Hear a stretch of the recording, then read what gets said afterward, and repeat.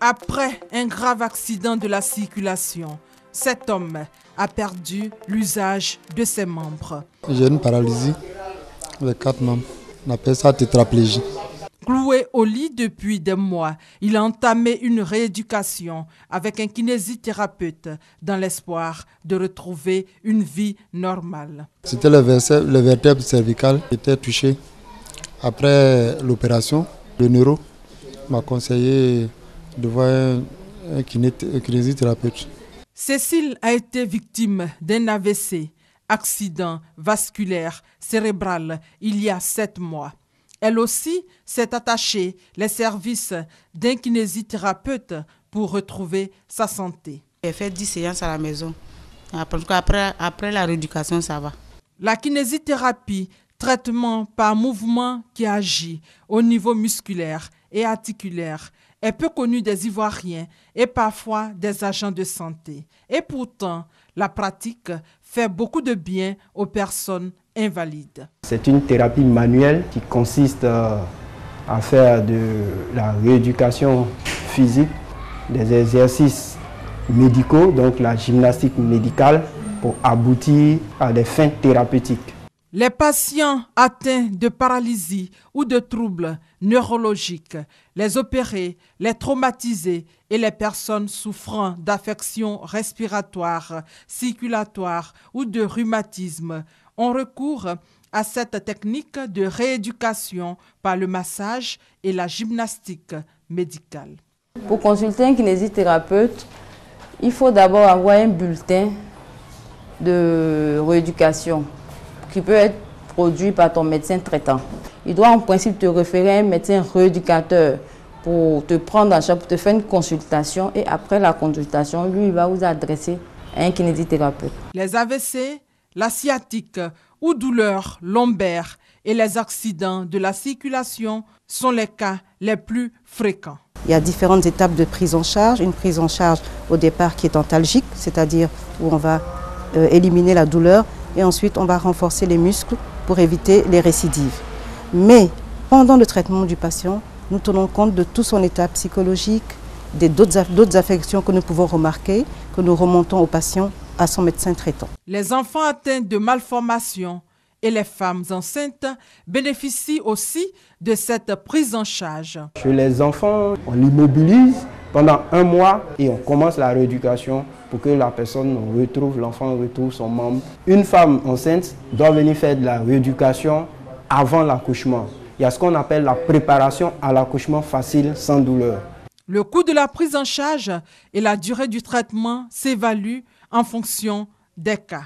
Après un suivi régulier, cette pratique médicale permet aux malades de mieux se sentir. J'avais perdu l'usage de tous les 4 membres.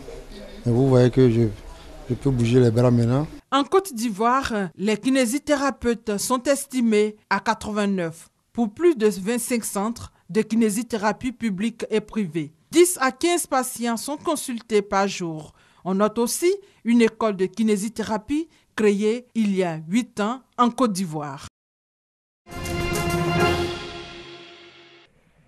Les écoliers de l'EPP Kyoko, commune de Guibérois, ont cédé leurs installations au mari modèle pour leur implication dans la santé de la reproduction. Conduite à tenir, l'examen avant le mariage, le suivi de la grossesse, l'accouchement à la maternité, le suivi postnatal, l'établissement de l'extrait de naissance de l'enfant et la scolarisation.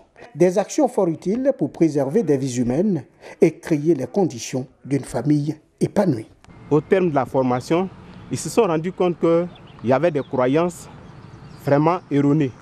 Et ils partent de cette formation pour aller éclairer leurs pères, c'est-à-dire les autres maris, les sensibiliser sur l'importance de l'utilisation des services de santé de la reproduction. Il meurt en Côte d'Ivoire 20 femmes par jour du fait de la grossesse, du fait de l'accouchement. Les participants accordent un intérêt certain à la session afin d'aider à rehausser les indicateurs de santé.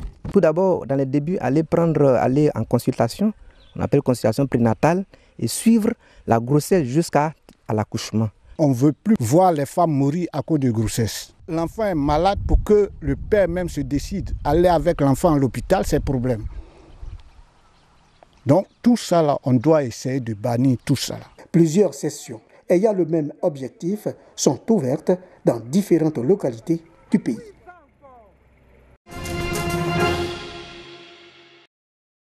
Les audiences foraines reprennent, ceux du mardi 12 juillet au dimanche 24 juillet prochain. L'opération a été lancée conjointement par le ministère de la Justice et le ministère d'État, ministère de l'Intérieur et de la Sécurité. Elle va aboutir à la révision de la liste électorale en vue des élections prochaines. Son objectif est de permettre l'inscription sur la liste électorale des personnes âgées de 18 ans dépourvues de jugement supplétif et d'établir les jugements supplétifs de décès pour les personnes décédées inscrites sur la liste électorale afin de permettre leur radiation de la dite liste, puis de traiter les requêtes en reliquat après l'opération de 2015. Ces jugements supplétifs leur permettront d'avoir des certificats de nationalité pour se faire établir des cartes d'identité et se faire inscrire sur la liste électorale pour leur permettre d'exercer leurs droits de citoyens en participant aux différentes échéances électorales. Nous apportons le support administratif, les circonscriptions d'état civil qui sont sous notre autorité, que nous avons mis en branle. Les officiers d'état civil ont déjà rassemblé l'ensemble des requêtes et lorsque les audiences vont démarrer, ils mettront également du personnel à disposition des magistrats pour la bonne tenue de ces audiences foraines. Mais qu'en est-il de la question des radiations de la liste électorale? Il y a des personnes qui figurent sur la liste électorale mais qui sont décédées. Il faut les en extraire. En plus de cela, le ministère de la Justice travaille à fournir à la commission électorale indépendante la liste de toutes les personnes qui ont été condamnées et qui ont été privées de leurs droits civiques, donc qui ne peuvent pas voter. 300 000 personnes sont visées par cette opération.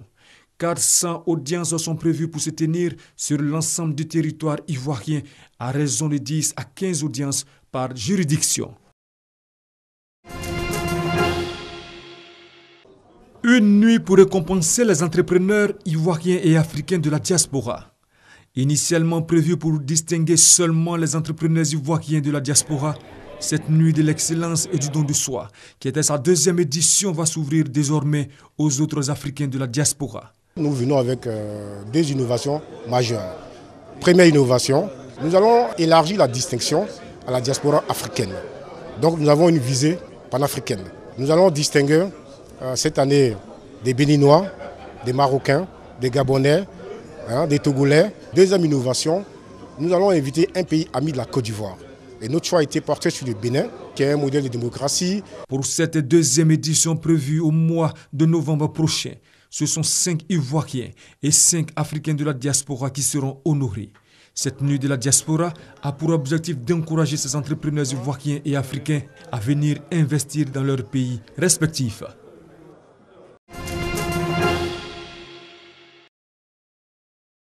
Après Abidjan, Divo et Lakota, c'est ici à Daloa que Sepi Jeannette a posé ses valises. Dans la capitale du Haut-Sassandra, la présidente du SINACESI, le syndicat national des coiffeurs et esthéticiens de Côte d'Ivoire, y est pour les mêmes raisons que les étapes précédentes. Il s'agit pour elle de réorganiser sa corporation et de mettre en ordre de bataille pour prendre une part active dans le développement de la Côte d'Ivoire. À cette étape, la première responsable des coiffeurs et esthéticiens de Côte d'Ivoire a procédé à l'investiture de Kouadio Béatrice, la nouvelle présidente de section du Haut-Sassandra. Désormais, ce sera à elle de porter haut le flambeau de la coiffure et de l'esthétique dans la région. Clou de la visite, la présélection du concours national de la coiffure et de l'esthétique. Ce sont au total une dizaine d'artisans de la beauté qui ont confronté leur dextérité au centre culturel de Daloa, montrant ainsi que la Côte d'Ivoire nouvelle peut aussi compter avec le Haut-Sassandra. L'étape de Daloa s'est faite en présence des autorités politiques et administratives de la région. La visite de Daloa et de bien d'autres régions de la Côte d'Ivoire fait suite au séminaire de renforcement des capacités des esthéticiens et coiffeurs de Côte d'Ivoire qui s'est tenu à Abidjan dans le mois de mars 2016.